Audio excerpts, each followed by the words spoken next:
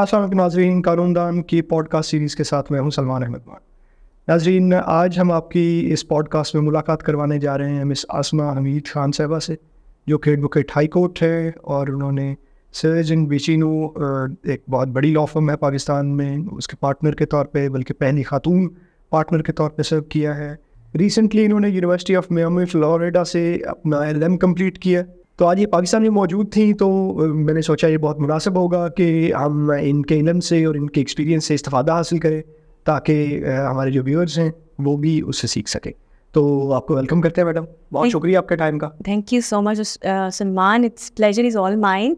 और मैं बहुत ऑनर फील कर रही हूँ कि आपके सामने बैठ के मैं कुछ अपना एक्सपीरियंस आपके साथ शेयर कर सकूँगी। I am feeling very honoured. Thank you so much for giving me this opportunity. Thank you. अच्छा, पहले तो मैडम, आप जब लास्ट टाइम पाकिस्तान में आई थी तो हमने एक आपके साथ इंटरव्यू किया था, उसमें हमने काफ़ी सारी डिस्कशन की और उसमें जो LLM करने के हवाले से और कैसे LLM की एप्लीकेशन वगैरह तैयार की जाए, स्कॉलरशिप्स के हवाले से क्या चीज़ें इंपॉर्टेंट होती हैं, इन सारी चीज़ों को हमने फोकस रखा था। तो आज उसी कन्वर्सेशन को, इसको पार्ट B बनाते हैं और आगे लेके चलते हैं। हाँ, that's a very good idea. और बिल्कुल सही बात है, क्योंकि लास्ट टाइम मैंने जो कोशिश की थी कि मेरा जो एक्सपीरियंस है मैं शेयर कर सकूं सबके साथ, और उसमें आई ट्राइड कि अगर कोई स्टूडेंट US में LLM करना चाहते हैं तो वो किस तरह ईजीली, बग़ैर फॉलोइंग द कॉम्प्लेक्स प्रोसीजर्स, किस तरह स्कॉलरशिप भी ले सकते हैं, कैसे एडमिशन ले सकते हैं अच्छी यूनिवर्सिटीज़ में और कैसे स्कॉलरशिप भी ले सकते हैं। तो वो तो हमारा वहाँ तक था। अब बिल्कुल अच्छी बात है, हम इसको कंटिन्यू करते हैं और देखते हैं कि after LLM what we can do, students के क्या फ्यूचर हो सकता है आफ्टर LLM। जी बिल्कुल।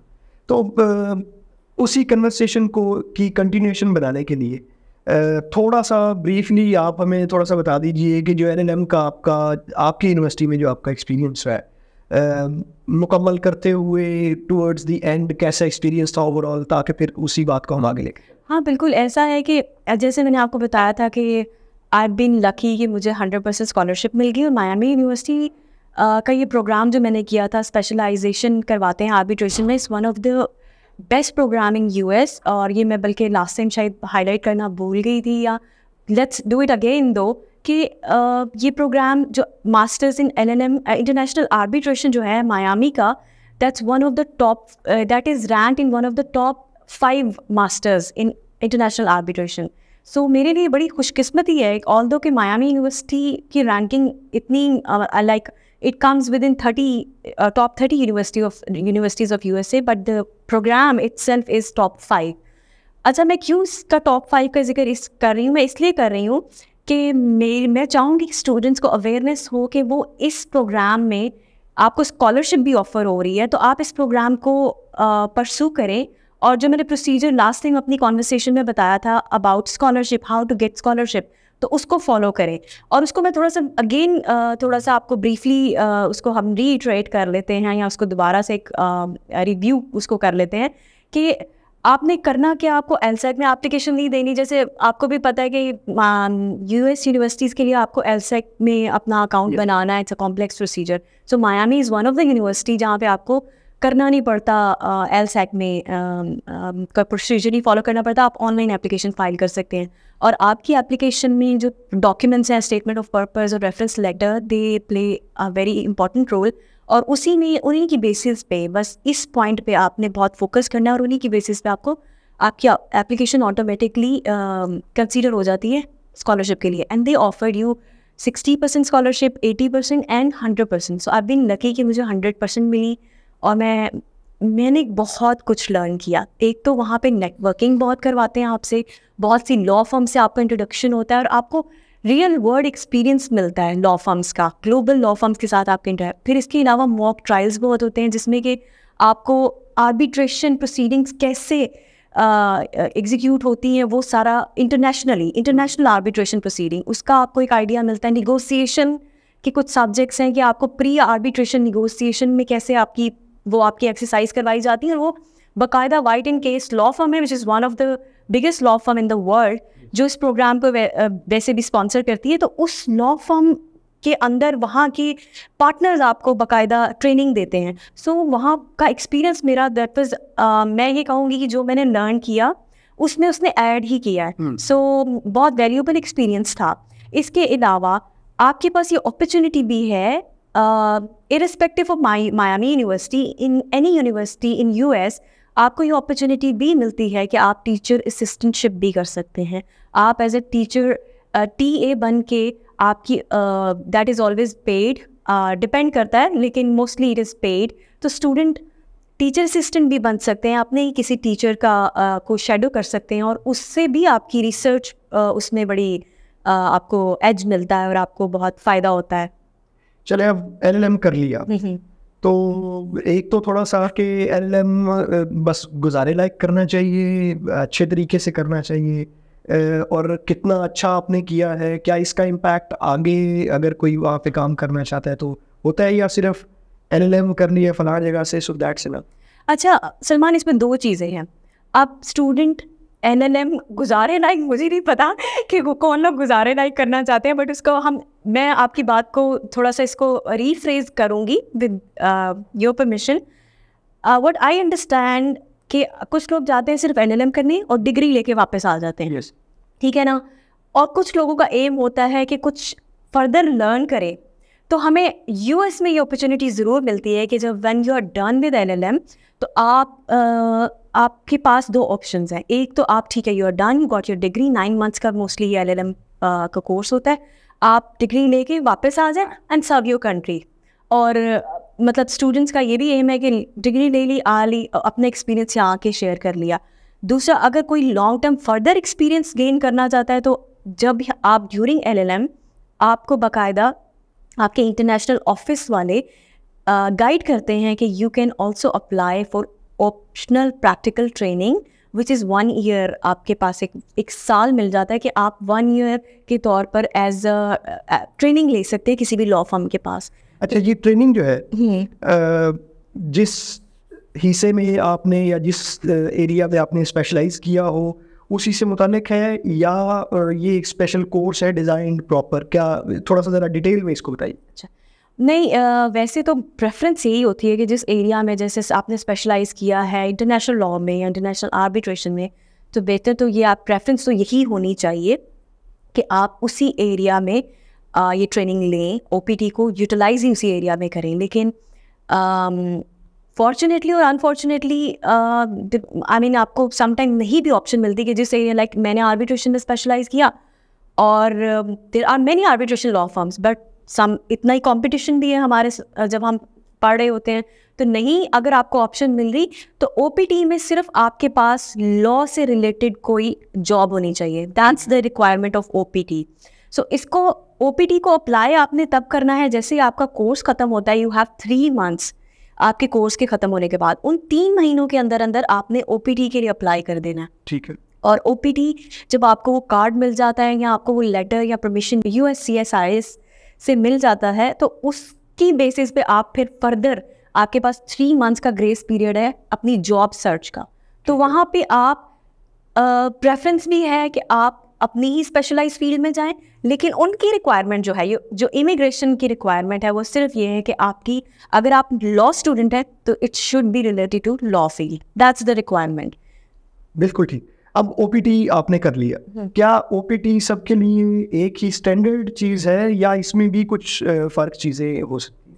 वैसे तो OPT स्टैंडर्ड है फॉर एवरी स्टूडेंट, लेकिन अब डिपेंड करता है कि आप उसको फ्यूचर में करियर बेस बनाना चाह रहे हैं या उसको सिर्फ 1 साल की ट्रेनिंग की हद तक लेना चाह रहे हैं। So there are also 2 ways कि अगर मैंने OPT करना, मुझे अगर OPT की ऑप्शन है and I have plans to come back to Pakistan और मैं सिर्फ ये चाहती हूँ कि एक इंटरनेशनल एक्सपोजर ले लूँ, तो मेरे पास ये ऑप्शन है, मैं मास्टर्स के बाद OPT अप्लाई करूँ and find out a job. जब मुझे जॉब मिल जाए, 1 साल ट्रेनिंग लूँ किसी लॉ फर्म के साथ या किसी स्पेशलाइज फील्ड में, और जब मेरा ये ट्रेनिंग पीरियड या साल जो हमें OPT का मिलता है वो ख़त्म हो जाए तो मैं वापस आ जाऊँ। एक तो ये तरीकाकार है। अगर स्टूडेंट ये फोकस करते हैं that they want to settle और they want to stay in US for a longer period of time, then there are also different options. So उन ऑप्शंस में एकेडमिक से रिलेटेड भी हैं और लीगल प्रोफेशनल फील्ड से रिलेटेड भी हैं। ठीक है। सो अब हम फोकस कर लेते हैं थोड़ा सा, ये तो बहुत ज़्यादा ट्रेंड में भी है एक तरह से चीज़, और फॉलो भी लोग करते हैं और बहुत ज़्यादा प्रैक्टिस हो रही है कि गए, डिग्री की और ट्रेनिंग हासिल की और वापस आ गए। अब जो मेन मेरा फोकस है, जो यहाँ पे बहुत ज़्यादा क्यूरीज भी पिछले 6 माह में यहाँ पे आई हैं, वो ये है कि हम पढ़ने के लिए वहाँ जाए और फिर वहीं पे अपना करियर आगे बनाएं। तो करियर वहाँ बनाने के हवाले से क्या डिफरेंट ऑप्शंस मौजूद होते हैं। फिर कई एक लोग ये भी बात करते हैं कि शायद जिन लोगों ने वहाँ पे जेडी कर रखा होता है वो तो वहाँ पे प्रॉपर वकील बन सकते, एलएलएम वाले शायद वहाँ पे प्रॉपर वकालत नहीं कर सकते। तो थोड़ा ये कितना फ़र्क आपने देखा है वहाँ पे, या क्या ऑप्शंस है हमारे पास, थोड़ा इस हवाले से? हाँ, ये परसेप्शन बिल्कुल ठीक है। जो जेडी है ऑफ कोर्स जिन्होंने जूरिस डॉक्टर किया है वहाँ से उनको प्रेफरेंस तो है। उनको प्रेफरेंस इस तरह है कि once they are done with their juris doctor, JD उन्होंने ख़त्म किया, दे कैन अप्लाई फॉर कोई भी बार का लाइसेंस है जिस भी स्टेट में, न्यूयॉर्क का लेना है, फ्लोरिडा का लेना है, तो वो अप्लाई करते हैं राइट अवे। इंटरनेशनल स्टूडेंट्स को ये प्रॉब्लम आती है जो जेडी नहीं होते, कि अगर उन्होंने सिर्फ एलएलएम किया है, they are graduate from some other country और वो सिर्फ एलएलएम है, तो उनको थोड़ा सा इसमें प्रॉब्लम आती है और उनको लाइक अपनी एक प्रॉपर एप्लीकेशन देनी होती है। और देर आर सर्टन स्टेट्स जहाँ पर उनकी रिक्वायरमेंट ये है कि वो अलाउ ही नहीं करते, दे ओनली गिव लाइसेंस या बार के एग्ज़ाम की परमिशन सिर्फ जेडी स्टूडेंट्स को देते हैं। तो ऐसे स्टूडेंट्स जो इंटरनेशनल स्टूडेंट्स हैं उनके लिए यहाँ पे हर्डल्स है। न्यूयॉर्क बार एक और कैलिफोर्निया बार में आपको ऑप्शन मिल जाती है कि इफ़ यू आर एलएलएम, और अगर आप कॉमन लॉ कंट्री से हैं तो यू कैन अप्लाई फॉर बार के एग्ज़ाम्स के लिए। लेकिन अगर आप कॉमन लॉ कंट्री से नहीं है तो आपको एक पूरा you have to send a set of documents जो वो वेरीफाई करते हैं, तब वो आपको अलाउ करते हैं to sit in the exam. तो ये थोड़ा सा ऑफ कोर्स जेडी वालों को वहाँ पे जॉब्स भी इजीली मिल जाती हैं as compare to international students. ये तो मैंने खुद भी एक्सपीरियंस किया है कि when I was looking for like, मुझे जब एक ट्रेनिंग के लिए कुछ अपना चाहिए था कि मुझे भी कोई किसी अच्छी लॉ फर्म में कहीं मैं भी कुछ अरसे के लिए ट्रेनिंग कर सकूं, तो मुझे वहाँ पे ये ऑप्शन नहीं अवेल मैं कर सकी because of that I was not JD, I was graduated from Pakistan, तो मैं इंटरनेशनल स्टूडेंट थी। तो ये आपकी बात सही है, यहाँ तक तो यू आर राइट। बिल्कुल ठीक। तो अब एलएलएम कर लिया, एलएलएम के बाद वेरी फ्यू स्टेट्स जो अलाउ करती है कि आप वहाँ का बार एग्ज़ाम दे। मोस्ट पॉपुलर आर कैलिफोर्निया और न्यूयॉर्क। तो चलें, बार का जो इम्तिहान है उसकी तरफ भी थोड़ा सा बाद में भी आते हैं। तो अभी जो अपॉर्चुनिटीज़ हैं, किस किस्म की अपॉर्चुनिटीज़ हैं, कैसे वहाँ पे रहा जा सकता है, थोड़ा सा इस हवाले से भी करें। हाँ बिल्कुल। अच्छा, एक तो जो अच्छी चीज़ मैं बताना चाहूँगी, अभी recently in 2022 Supreme Court of Florida, जैसे इन्होंने और there are other states also, उनकी स्टेट की सुप्रीम कोर्ट ने एक जजमेंट पास की है जिसके तहत उन्होंने इंटरनेशनल स्टूडेंट्स को थोड़ा सा लिवरेज दिया है that if they are experience in any state throughout US for 2 years, तो वो they can sit in the bar of they can sit for the Florida bar, और इसी तरह और भी 2-3 बार स्टेट्स हैं उनमें वो दे सकते हैं। इससे prior to 2022 there was restriction, कोई इंटरनेशनल स्टूडेंट फ्लोरिडा बार के एग्ज़ाम तब तक नहीं दे सकता था जब तक वो जेडी ना करे। तो मैंने जब ये एलएलएम शुरू किया तो हमें ऑप्शन दी गई कि लेट्स डू जेडी एलएलएम हमारे डायरेक्टर्स प्रोग्राम की तरफ से। मुझे ये बात समझ नहीं आई, why they are asking us to do JD and LLM, like हम एलएलएम करके फिर जेडी करें।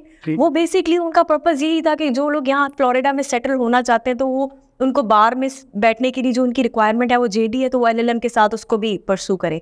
लेकिन टू आवर लक जो इंटरनेशनल स्टूडेंट के लिए बड़ी अच्छी एक न्यूज़ थी, जो 2022 की जजमेंट थी, उसमें उन्होंने ये ऑप्शन दी कि अगर आप 2 साल थ्रू आउट यूएस कहीं भी लॉ से रिलेटेड प्रैक्टिस करते हैं, दैट शुड नॉट बी कि आपने किसी लॉ फर्म में एज ए लिटिगेटर ही काम किया हो, आपकी बस लीगल फील्ड में कहीं 2 साल आपने कर लिया तो you can sit in the Florida bar exams. एक तो ये ऑप्शन होगी फ्लोरिडा बार एग्जाम्स के हवाले से। दूसरा ये है कि जो इंटरनेशनल स्टूडेंट्स हैं उन्होंने ओपीटी कर लिया और वो चाहते हैं, उनको लगा कि हाँ, I mean you can change your mind during your studies. जैसे मैंने मास्टर्स किया तो मैंने बड़ी नई चीज़ें देखी और मुझे लगा कि बहुत there are more avenues to explore. तो मुझे लगा कि आई शुड डू सम, मुझे और भी कुछ करना चाहिए यहाँ पर, और भी एक्सपीरियंस लेना चाहिए। तो ऐसी सिचुएशन में जब अगर आप ओपीटी कर लेते हैं, आपका पूरा साल पूरा हो जाता है, तो आपके पास 2 महीने रह जाते हैं कि आप उसमें कोई एम्प्लॉयर ढूंढ लें। अच्छा, before coming to this step हम पहले OPT पे आ जाते हैं। OPT जैसे ही मिला और आपका प्लान है कि आप यहाँ पे रहना, US में कंटिन्यू करना चाहते हैं for longer period of time, ठीक है, तो आपने करना क्या है बीइंग स्टूडेंट, आपने वो आपको जो 3 महीने ग्रेस पीरियड मिलता है after acquiring your OPT card और परमिशन जो भी है, आपने उस 3 महीने के अंदर अंदर किसी ऐसी एम्प्लॉयर को ढूंढना है जो आपको लॉन्ग टर्म स्पॉन्सर कर सके ग्रीन कार्ड। अब यहाँ पे भी 3-4 चीज़ें हैं।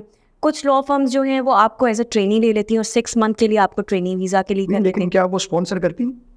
वो ट्रेनिंग के लिए स्पॉन्सर कर देती हैं, like as a training visa आपको देती हैं और वो 6 महीने के बाद एक्सपायर हो जाता है and now you're at the वो कहते हैं ना, आप उनके रहमो करम पर हैं कि वो आपका एक्सटेंड करें ना करें। इसी तरह जो H1B है, बहुत सी लॉ फर्म्स आपको 1 साल के लिए इंडक्ट करती हैं और आपको H1B वीज़ा के लिए आपको स्पॉन्सर कर देती हैं और after a year if they are happy with your work they will continue again renew कर देंगे। ये 2 तरीके हैं। लेकिन जो मैं सजेस्ट करती हूँ, आप थोड़ा सा फोकस आपको ये 3 महीने करके ऐसा एम्प्लॉयर या ऐसी लॉ फर्म ढूंढनी है और कोई भी ऐसी legal it could be public sector और प्राइवेट सेक्टर, ऐसा एम्प्लॉयर ढूंढना है जो आपको लॉन्ग टर्म स्पॉन्सर करे, जो आपके ग्रीन कार्ड के लिए स्पॉन्सर करे, ना कि आप ट्रेनिंग वीज़ा के पे रहें, ना कि आप H1B पे रहें कि आपको हर साल रिन्यूअल चाहिए हो। सो अगर आपका लॉन्गर टर्म प्लान है then try to find out employer who could sponsor you for your green card, could sponsor you for a longer period of time, that कि आपको रिन्यूअल ना चाहिए हो हर साल।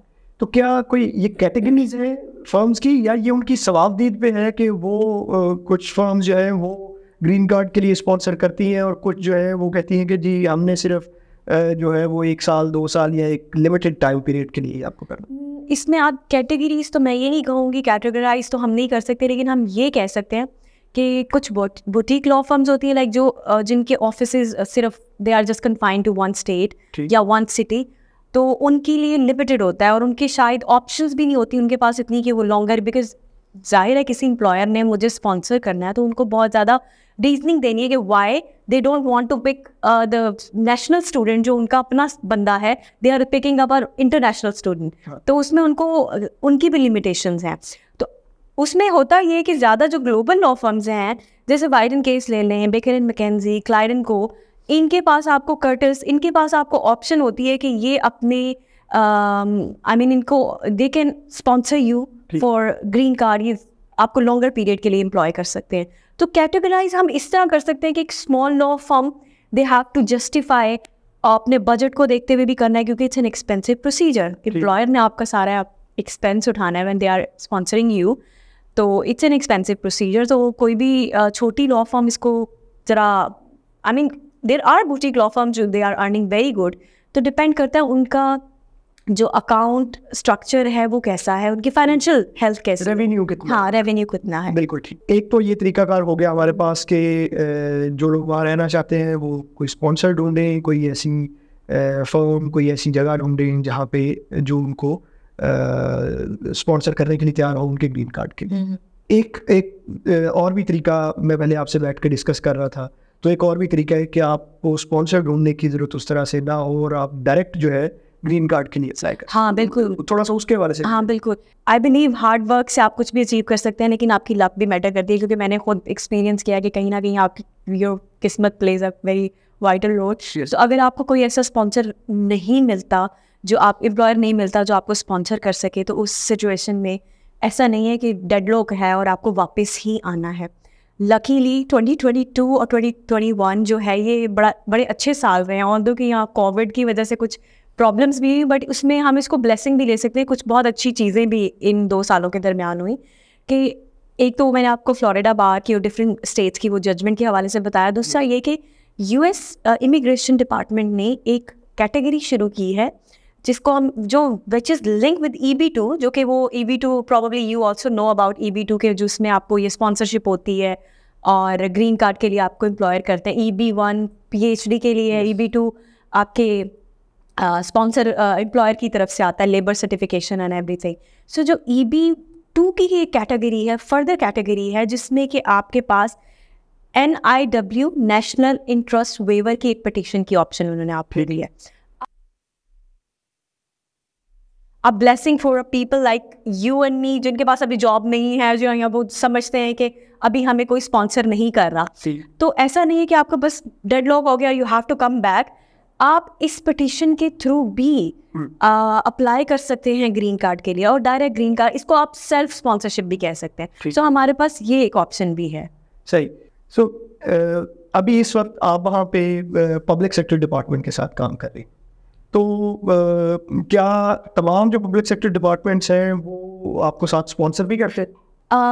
अनफॉर्चुनेटली आपको पब्लिक सेक्टर में काम करने का एज बहुत, फॉर्चुनेटली पब्लिक सेक्टर में काम करने का एज बहुत है, but unfortunately there are very few departments, वो फेडरल लेवल पे जो डिपार्टमेंट्स हैं दे कैन स्पॉन्सर यू, लेकिन जो स्टेट लेवल पे हैं वो they are reluctant to sponsor. या मेरे एक्सपीरियंस में अभी तक नहीं आया कि किसी state level public sector department ने, जैसे ये I work for couple of months with Miami state government, मैं उनके प्रोसिक्यूटर डिपार्टमेंट के साथ काम किया और अभी भी उनके साथ ऑन एंड ऑफ रिमोटली काम कर रही हूँ। तो उसमें वो आपको स्पॉन्सर नहीं करते, और ये है कि मेरा लॉन्ग टर्म उनके साथ एक एफिलिएशन ज़रूर है, it's in long term employment, but मेरी लॉन्ग टर्म एम्प्लॉयमेंट का कोई फ़ायदा नहीं अगर मुझे स्पॉन्सरशिप नहीं है, क्योंकि once my OPT is expired I have to come back to you. अपने मुल्क में कोई भी स्टूडेंट हो, उसकी बेशक लॉन्ग टर्म उन्होंने 5 साल की आपको ऑफर कर दी जॉब की, या 18 मंथ्स की कर दी, मोस्टली 18 मंथ्स की करते हैं, तो उसके होने के बावजूद फ़ायदा कोई नहीं है अनलेस कि आपका स्टेटस जो है वो लीगल रहे। आपका स्टेटस तभी लीगल रहेगा जैसे ही आपका OPT ख़त्म होता है और आपको स्पॉन्सरशिप आपकी अप्लाई हुई होती है। तो अगर आपकी स्पॉन्सरशिप अप्लाई नहीं है तो even you have a job, उस जॉब का कोई फ़ायदा नहीं है। बिल्कुल ठीक। अब ये जो नेशनल इंटरेस्ट वेवर आपने बताई है, थोड़ा सा इसके हवाले से बताइए कि इसके लिए क्या चीज़ें रिक्वायर्ड हैं, इसकी एप्लीकेशन का क्या प्रोसेस है, पिटीशन जो आपने बताई, ये थोड़ा सा ज़रा इसको डिटेल में। सलमान, वैसे it's comparatively a very new thing, जो कि अभी मेरा ख्याल है, जहाँ तक मेरी नॉलेज, लिमिटेड नॉलेज है, उसके accordingly there are very few lawyers who have applied for this, because national interest waiver में आप देखें ना, आपने उनको US गवर्नमेंट को, इमिग्रेशन को ये बताना है कि why we are so important for US कि without any employer sponsoring us you should give us directly green card. So हमारी इंपॉर्टेंस हमने उन्हें बतानी है, तो उसमें आपकी प्रोफाइल बिल्डिंग ज़रूर होनी चाहिए। और स्पेशली देखिए, डॉक्टर्स, नर्सेज और PhD रिसर्चर्स, उनको लिए बहुत ईजी है इस तरह के प्रोग्राम्स में ग्रीन कार्ड मिल जाना या नेशनल इंटरेस्ट वेवर मिल जाना। लॉयर्स फॉर्चुनेटली और अनफॉर्चुनेटली बहुत लोग वकील बनते हैं, तो वकालत वो ये मतलब उनका पहला क्वेश्चन आपसे यही होता है कि भाई आप में क्या ऐसी बात है कि हम आपको ग्रीन कार्ड दे दें, हमारे पास तो ऑलरेडी बहुत वकील हैं, यहाँ पर बहुत अटर्नीज़ हैं। उसमें नेशनल इंटरेस्ट वेवर में थोड़ी सी एफर्ट्स करनी पड़ती हैं, आपको अपनी प्रोफाइल बिल्डिंग करनी है, आपको आपका एजुकेशनल बैकग्राउंड थोड़ा सा बेहतर होना चाहिए, आपके पास एडवांस डिग्री होनी चाहिए। First of all you should have an advance degree. अगर आपने LLM कर लिया, आपने ये रिक्वायरमेंट मीट कर ली एडवांस डिग्री की, लेकिन इट्स नॉट इनफ। उसके साथ आपको ये भी बताना है कि what services have you have given in the field of law. Legal field में आपकी क्या क्या अचीवमेंट्स हैं और क्या क्या आपने इनोवेशंस की हैं। तो उसके लिए profile building is very important. जो डॉक्यूमेंट्स वो आपसे जनरली जो डॉक्यूमेंट्स मांगे जाते हैं, वो आपका फिटनेस सर्टिफिकेट फ्रॉम योर बार, जिस भी मुल्क से आपने लाइसेंस है आपका। इसके अलावा रिकमेंडेशंस वो मांगते हैं। अब रिकमेंडेशन सिंपल ये तो नहीं कि ओके शी और he is applying for this option and ये रिकमेंडेशन है, ऐसा नहीं है। रिकमेंडेशन ऐसी होनी चाहिए कि उनको लगे कि ये बंदा अपने मुल्क में कोई काम कर रहा था और अगर ये हमारे मुल्क में आएगा तो ये हमारे मुल्क को फ़ायदा कराएगा। तो उसमें रिकमेंडेशंस, आपकी प्रोफाइल बिल्डिंग और आपका जो एक करियर है अपने मुल्क में, और जो आपने ड्यूरिंग OPT कुछ बेहतर किया है, या ड्यूरिंग आपके कोर्स में आपके टीचर्स या आपके डायरेक्टर प्रोग्राम्स और रिसर्च जब अगर आपने किया तो वो थोड़ी सी आउटस्टैंडिंग है, which differentiate you from the rest of the student. तो वो आपका एज है। तो ये एक आसान एप्लीकेशन नहीं है लॉयर्स के लिए। मैं टारगेट नहीं कर रही लॉयर्स को specifically, but you also understand के रिसर्च बेस्ड या डॉक्टर्स या नर्सेज के लिए चीज़ें बहुत आसान हैं। जैसे नर्स के, चले हम थोड़ा सा इसको कुछ लोगों को जो नर्स फील्ड में भी जाना चाहते हैं उनको ये बताते हैं कि यूएस ने तो नर्सेस के लिए डायरेक्ट ग्रीन कार्ड, वो जो लॉटरी की एक ऑप्शन हमने अभी डिस्कस की थी थोड़ी देर पहले, तो वो नर्सेस के लिए अब they have just open the doors कि कोई नर्स बन रहा है या किसी ने 1 साल का नर्सिंग का कोर्स किया है, irrespective of any country, they are going to give the green card directly to that person. So ऐसा लॉ फील्ड में नहीं है. लॉ में आपको थोड़ा सा अपना आपको एक बड़ी स्ट्रॉन्ग पिटिशन बनानी पड़ेगी कि क्यों मैं यूएस के लिए इम्पॉर्टेंट हूँ और क्यों मुझे नेशनल इंटरेस्ट वेवर के तहत डायरेक्ट ग्रीन कार्ड दिया जाए या मुझे क्यों सेल्फ स्पॉन्सरशिप हो. लेकिन इसमें एक चीज़ बड़ी अच्छी है, इसमें आपको अपने अकाउंट्स नहीं दिखाने, इसमें सिर्फ आपको अपनी एबिलिटीज़ दिखानी है. आपको इसमें अपना एक शो नहीं करना that you have earn this much of amount. इसमें आपकी प्योरली एबिलिटीज़, आपकी प्रोफाइलिंग, आपका जो अचीवमेंट्स हैं वो सारी मैटर करेंगी. बिल्कुल. और जो इससे मैं समझाऊँ, इसमें कुछ ऐसा भी नहीं लग रहा कि हमें कुछ सेक्शंस हैं जो टिक करने हैं या ये रिक्वायरमेंट्स हैं जो फिल करनी है. हर कोई जो है वो अपना जो उसका काम है उसके मुताबिक इसको टेलर कर सकता है और उसके मुताबिक इस को बना सकता है कि वो कैसे यूनिक है या उसने क्या मुनफरद चीज़ की है. You are right.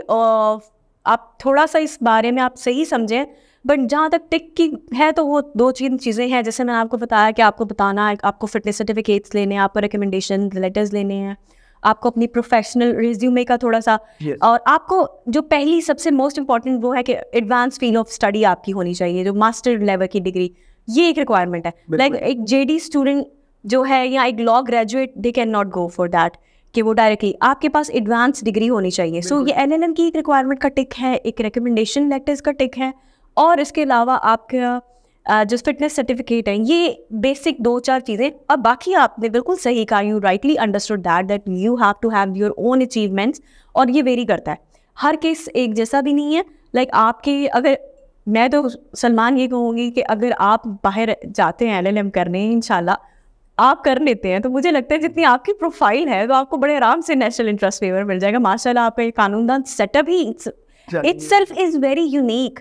मैं आपकी एग्जांपल इसलिए दे रही हूँ कि ये चीज़ ही इतनी यूनिक है कि मुझे नहीं लगता कि हर लॉ स्टूडेंट ने इतनी अर्ली एज में यहाँ तक कुछ अचीव किया है. So that will definitely, you are serving this field, तो वो एक आपको वैसे ही एज दे देता. तो जो आपकी अपनी अचीवमेंट हैं, तो आई एम श्योर कि ऐसा आपको इसमें ज़रूर एज मिलेगा. तो ऐसी प्रोफाइलिंग, यूनिक प्रोफाइलिंग आपकी होनी चाहिए और इंडिविजुअल प्रोफाइलिंग. तो मतलब ये एक मिसाल है. बाकी मुख्तलिफ लोग जो हैं जो वो काम कर रहे हैं उस तरह से, उस हवाले से उसको इस्तेमाल कर सकते. एग्जैक्टली. थोड़ा सा डिफरेंट.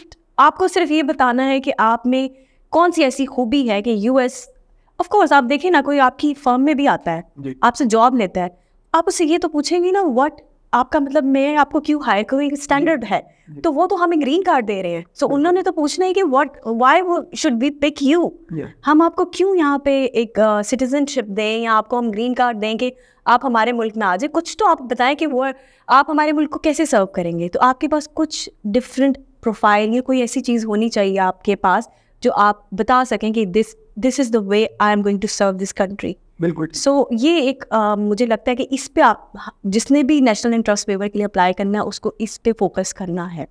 इसके ऊपर देखना है कि उन्होंने कितनी अचीवमेंट्स हैं, कितनी उनकी कितना उन्होंने सर्व किया हुआ इस फील्ड में. ठीक. अच्छा, एक और जो ऑप्शन मुख्तलिफ लोग एक्सप्लोर करना चाहते होते हैं वो ये है कि हम चले मास्टर्स हमने कर लिया तो साथ डॉक्टरेट की तरफ भी आगे बढ़ा जाए. हाँ, ये एक बड़ी अच्छा आपने पॉइंट उठाया. बल्कि इसमें ये है कि अगर आपको इंटरेस्ट नहीं है लिटिगेशन में, और चले है भी, और आपने लिटिगेशन कर भी ली और आपको लगता है कि आपकी प्रोफाइल इतनी स्ट्रांग नहीं है, लाइक अगर अब एक यंग स्टूडेंट है जिसने अभी रिसेंटली लॉ ग्रेजुएट किया और उसने मास्टर्स भी कर लिया है, तो ऐसे मतलब एक रैंडम एग्जांपल ले लेते हैं कि उसके पास शायद इतनी स्ट्रांग प्रोफाइल नहीं है, उसके पास इतना एक्सपीरियंस नहीं है, तो नेशनल इंटरेस्ट वेवर में उसका केस शायद वीक होगा. तो उस सिचुएशन में उसके लिए बेस्ट ऑप्शन ये है कि अगर वो यूएस में रहना चाहता है और अगर उसका एकेडेमिया में, एकेडमिक साइड पर उनका इंटरेस्ट भी है, तो they can go for SJD, PhD, doctorate side पे जा सकते हैं. और ये भी बड़ी एक अच्छी ऑप्शन है कि आप उसमें चले जाते हैं. एटलीस्ट आपको 3 से 5 साल का वैसे ही टाइम पीरियड मिल जाता है, और वो दैट इज़ इनफ. जब आप स्टडी कर रहे हैं, you can explore other option. और जब आप PhD स्कॉलर या STD स्कॉलर हो जाते, डॉक्टरेट आपके पास आ जाती है, तो आपकी उसमें आपकी अगर रिसर्च बहुत स्ट्रॉन्ग है और आपकी पब्लिकेशंस हैं, तो आपको EB1 एक ऑप्शन है जिसके थ्रू आप ग्रीन कार्ड अप्लाई कर सकते हैं। और मेरा ख्याल है कि ये एक बहुत अच्छी ऑप्शन भी है अगर आप थोड़ा सा स्टडीज़ में इन्वॉल्व हैं और आप पे इंटरेस्ट भी है। So this is also one of very good option to stay in work in US। बिल्कुल। अब towards the end of our discussion मैं चाहूँगा कि आप कुछ खुसूसी टिप्स वगैरह जो लोग इस सारे प्रोसेस में जाना चाहें, LM के हवाले से, स्कॉलरशिप के हवाले से तो आपने शेयर की पहले टिप्स वगैरह, तो एक ओवरऑल कुछ टिप्स जो है वो भी हमारे साथ शेयर करें जो कि ज़्यादा इफेक्टिवली इन चीज़ों को किया। हाँ, मेरा तो ऑल्दो कि मैं खुद इन चीज़ों पे शायद इतना वो नहीं करती इम्प्लीमेंट, बट ऑफ कोर्स क्योंकि I learn from my experience, और मैं चाहूँगी कि मेरे एक्सपीरियंस के थ्रू अगर कोई और लर्न कर ले और मेरी वाली मिस्टेक्स ना करें, तो आपको from the beginning of your OPT, अगर आपको मास्टर्स में नहीं पता चल रहा, ठीक है, आप स्टूडेंट मतलब एक इंटरनेशनल एनवायरनमेंट में जाते हैं, takes time for them to decide कि क्या करना है। आपको OPT के दौरान आपको सिलेक्शन बहुत वाइजली करनी है। आपने पहले तो सबसे ईजीएस्ट वे ये कि आपने अच्छा एम्प्लॉयर ढूंढना है, उस पर थोड़ा सा फोकस करके। अगर नहीं मिलता और आपको नेशनल इंटरेस्ट वेवर की तरफ ही आना है, तो आप अपनी एप्लीकेशन को आपका जो मिड है, लाइक आपके जो OPT 6 मंथ 1 ईयर का है, तो after 6 month you should start working on your application of national interest waiver, और आप you start collecting your document, क्योंकि ये एक मामूली एप्लीकेशन नहीं है जिसको आप एक हफ्ते में या एक महीने में कर लेंगे। It requires a lot of documentation, it requires lot of profile building, it requires आपको बहुत सा उसमें मटेरियल ऐड करना है। ऑफ कोर्स आपने अपना केस बनाना है, तो आप उस पर थोड़ा सा 6 महीने पहले ही काम करना शुरू कर दें, ताकि आप एकदम बर्डन सम ना हो जाए। क्योंकि हमारा जैसे ही OPT पीरियड एक्सपायर होता है, हमारे पास 2 महीने रह जाते हैं, और उन 2 महीनों में हम नेशनल इंटरेस्ट वेवर नहीं फाइल कर सकते। उन 2 महीनों में हम सिर्फ एम्प्लॉयर ही ढूंढ सकते हैं। तो नेशनल इंटरेस्ट वेवर हमें OPT की एक्सपायरी से पहले अप्लाई करना है। तो उसके लिए मैं तो ये कहूँगी कि you start working prior to the expiry of your 6 month, prior to your expiry of OPT, और आप उस पर अपनी प्रोफाइल पे काम करना शुरू करें। और बेहतर ये होगा कि कोई अच्छा इमिग्रेशन लॉयर ढूंढ लें। उसमें थोड़ी आसानी ये होती है कि उनके पास सेट स्टैंडर्ड होते हैं, उनके पास फॉर्मेट्स बने हुए हैं, वो आपको सिर्फ उन फॉर्मेट्स की बेसिस पे कहेंगे कि ये चीज़ें प्रोवाइड कर दें, ये बहुत आसान हो जाता है। लेकिन अगर कोई बंदा, क्योंकि ऑफ कोर्स अटर्नी वहाँ पे इंगेज करना इट्स लाइक काफ़ी एक्सपेंसिव है, तो आप उसमें अगर आप नहीं अफोर्ड कर सकते और अगर आपने खुद करना है, तो उसके लिए बेहतर ये है कि जल्दी इस काम को स्टार्ट कर लिया जाए। अटर्नी अफोर्ड कर सकते हैं, there is nothing like that, क्योंकि आप वो महीनों में विद इन अ मंथ आपको ना ही डॉक्यूमेंट्स खुद, आपको सिर्फ एक चेक लिस्ट मिल जाएगी और आप उसको फॉलो करेंगे, सैम्पल्स मिल जाएंगे। लेकिन जब आपको खुद करना है तो it requires a lot of effort. So start working on this like 6 month, minimum 6 month. बाकी आप शुरू से करना चाह रहे हैं आपको जो बेहतर। और मीनवाइल मैं ये भी कहूँगी, ऐसा नहीं है, continue searching the sponsorship of any employer, ये सबसे आसान तरीका है। क्योंकि always take NIW the last and least option. मैं इसलिए ये बात कर रही हूँ, of course option is there, but इनका अभी सक्सेस रेट जो है it's very, you can say कि it's a 90 process, new process, तो 90 to 10% है, लाइक 90% नहीं और 10% इफ यू आर लकी। और लॉ में तो अभी तक मेरा ख्याल है कि शायद ही मेरी नॉलेज में 2 या 3 एप्लीकेशंस दे गई हैं, तो इसलिए इसमें हम थोड़े से ब्लैंक भी हैं, हमें नहीं पता कि हमें मिलेगा या नहीं। तो बेहतर है कि continue parallel to this procedure आप you continue finding an employer who can sponsor you. और इवन आपका OPT ख़त्म भी हो जाता है, जो 2 महीने ग्रेस पीरियड आपके पास जो 60 दिन है, उसमें भी आपके पास वो इमिग्रेशन वाले आपको ये मार्जिन देते हैं कि इन 60 दिनों में भी कोई एम्प्लॉयर ढूंढे। तो ये इस पे आप ज़रूर फोकस रखें, साथ parallel to your NIW option के साथ साथ। बिल्कुल सही। अच्छा, वालदा मैंने पहले कह दिया, आखिरी बात थोड़ी सी और बात करना चाहूँगा। पहले हम बैठे थे तो कुछ बात कर रहे थे कि जो मुख्तलिफ काम हम कर रहे होते हैं रिसर्च से मुताल्लिक़ या जो सर्व करने के हवाले से मुख्तलिफ चीज़ें हम कर रहे होते हैं, तो it would be very beneficial अगर हम उसका कोई साथ डिजिटल फुटप्रिंट वगैरह भी उसका मिल सके। तो इस तरह की जो एप्लीकेशंस है मे बी उनमें भी उसका कोई फ़ायदा वगैरह हो सकता है। मसलन आपने कोई रिसर्च की है तो वो किसी प्रॉपर जगह पे पब्लिश हो, अपनी डिग्री के दौरान भी, इवन हमारा जो बैचलर्स होता है LLB वगैरह इसमें भी, तो वहाँ पे एम्प्लॉयमेंट वगैरह ढूंढने में इस तरह की जो चीज़ें हैं इनका कितना कोई रोल हो सकता है?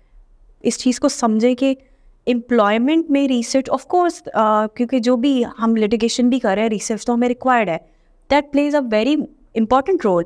लेकिन जो JST में ये प्ले करती है रिसर्च वाला, पब्लिकेशंस या आपने आर्टिकल्स दिखे हैं और आपकी पब्लिकेशंस हैं, वो आपको ज़्यादा बेनिफिशियल होता है जब आप डॉक्टरेट की तरफ जाते हैं। ठीक है, यहाँ पर आपका जो प्रैक्टिकल एक्सपीरियंस है वो ज़्यादा काउंट होता है। बिल्कुल ठीक। ऑफ कोर्स हर चीज़ की बेस तो रिसर्च है। अगर आपने किसी क्लाइंट का केस भी लिया तो आप पहला स्टेप ही आपका रिसर्च है। लेकिन वो जो पब्लिकेशंस वाली बात है या आर्टिकल जो पब्लिश हो गए या जो डिजिटल आपका काम है, वो लॉ फर्म्स और लिटिगेशन या कॉर्पोरेट सेक्टर में वो एक कंसीडर ज़रूर होता है, अप्रिसिएशन ज़रूर है, लेकिन उसका वेट कंपैरेटिवली SGT में ज़्यादा है as compare to law firm की। अगर आपको एसोसिएट वहाँ पे इंगेज होना है या वहाँ पे आपको प्रोफेशनली इन हाउस काउंसिल बनना है, तो वहाँ पे इसका थोड़ा सा वेटेज मैं कहूँगी। मैं ये नहीं कहती कि ऑफ कोर्स आपकी जो रिसर्च है या पब्लिकेशंस हैं या जितना भी ये काम है that is really very important, लेकिन थोड़ा सा वेरी कर जाता है ना। जैसे आप यहाँ देख रहे हैं हमारी प्रैक्टिस में जो लोग एकेडेमिया में हैं उनके लिए पब्लिकेशंस बहुत इंपॉर्टेंट हैं। जो लोग इस फील्ड में, प्रैक्टिकल फील्ड में हैं, हमें वंस इन अ वाइल हम एक आर्टिकल लिख सकते हैं, हमारे पास इतना टाइम ऑफ द ट्रेड जो है उसका फ़र्क आ गया। और लेकिन ये आपने बड़ा अच्छा पॉइंट हाईलाइट किया कि आपकी अगर थोड़ी बहुत पब्लिकेशंस हैं तो आपकी NIW एप्लीकेशन पिटीशन में आपको बहुत हेल्प करेगा, क्योंकि एक एज मिल जाएगा आपको कि आपने parallel to your practical work आपने रिसर्च भी की है, आपकी पब्लिकेशंस भी हैं, और मोस्ट इम्पॉर्टेंटली वो पब्लिकेशन अगर कहीं कोट हो जाती हैं तो वो तो फिर आपके लिए that's a very big thing, और आपका बड़ा उसमें यस कंसीडर किया जाएगा आपकी पिटीशन में। बिल्कुल ठीक। मैडम बहुत शुक्रिया, आपने टाइम दिया और बड़ा कम्प्रीहेंसिवली ये सारा जो मामला है इसके ऊपर हमें गाइड किया। क्वेश्चंस भी ऑडियंस से आएंगे, जो लोग इसको सुन रहे होंगे, जो लोग इसमें इंटरेस्टेड होंगे, वो भी हम आप तक पहुंचाएंगे, और उम्मीद है कि कुछ थोड़ा बहुत उनके ऊपर भी आपसे हम ऑफ कोर्स मैंने जैसे पहले कहा था कि प्लेजर इज़ ऑल माइन, और मैं चाहूँगी कि मैं अगर कुछ कर रही हूँ तो मैं अपने कलीग्स के साथ और अपने आने वाले स्टूडेंट या नए यंग जनरेशन के साथ शेयर करूँ। So it's my honour to be part of your program, and thanks for having me in your this podcast. Thank you so much.